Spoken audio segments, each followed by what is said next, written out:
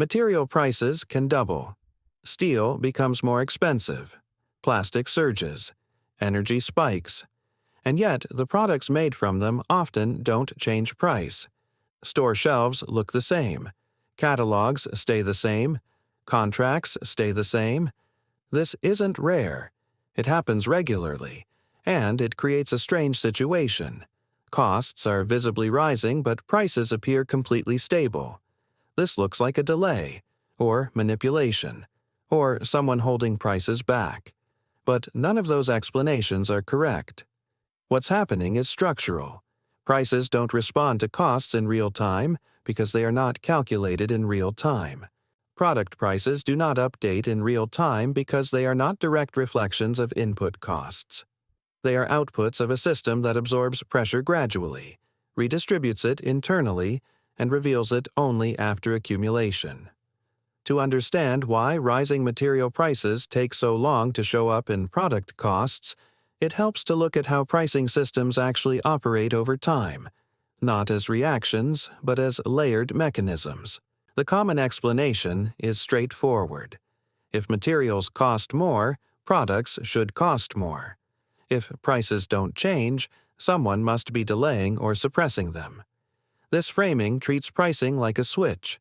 Costs go up, prices flip. But pricing systems don't behave like switches. They behave more like reservoirs. Pressure builds gradually. It spreads across the system. And only when certain thresholds are crossed does the surface level change. To see why, we need to unpack the mechanisms that sit between material prices and final product costs. The first mechanism is contractual inertia. Most manufacturers do not purchase materials at spot prices. They buy through contracts. These contracts often lock in prices for months or years. They define quantities, delivery schedules, and pricing formulas negotiated under earlier conditions.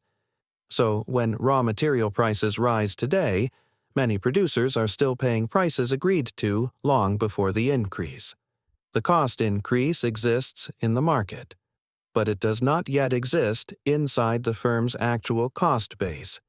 This creates a gap between visible price signals and internal accounting reality. As contracts expire and are renegotiated, higher prices begin to enter the system, but they do so gradually, one agreement at a time. There is no single moment when costs update. There is a rolling transition that can stretch across quarters or years. This matters because product prices are usually based on average costs, not short-term spikes. As long as a firm's blended input costs remain stable, there is no structural pressure to change product pricing. The system absorbs the increase by spreading it over time. The delay is not a choice. It is mechanical lag. The second mechanism is cost absorption inside the firm. Material inputs are only one part of total product cost. Labor, overhead, logistics, depreciation, and fixed investments often account for a larger share. When material prices rise, firms rarely pass the increase through immediately. Instead, they absorb it.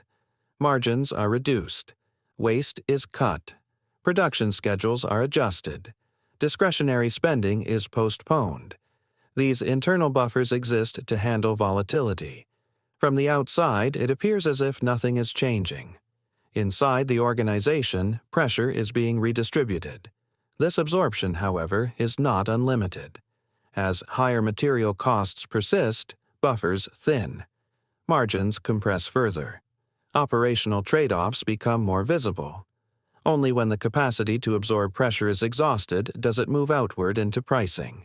This is why price changes often arrive abruptly, after long periods of stability.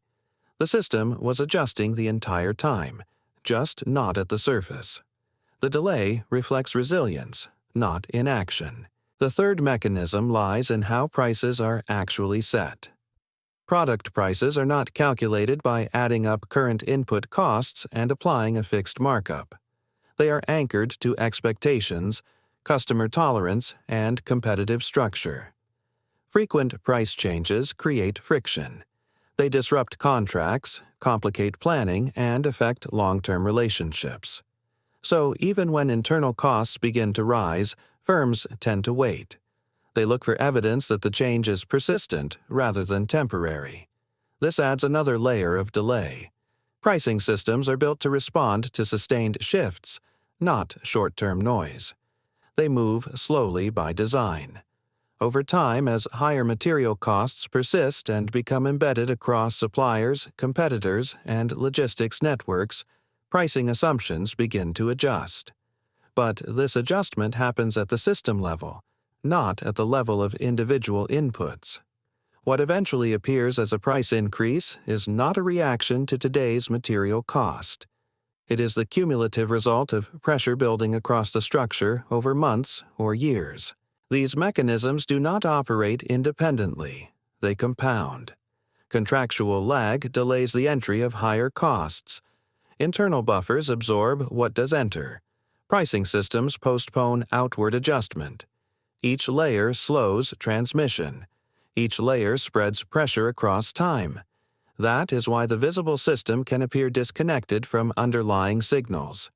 The market shows higher material prices today. Product prices reflect a blended past. Alignment arrives only after accumulation, and even then, it is uneven.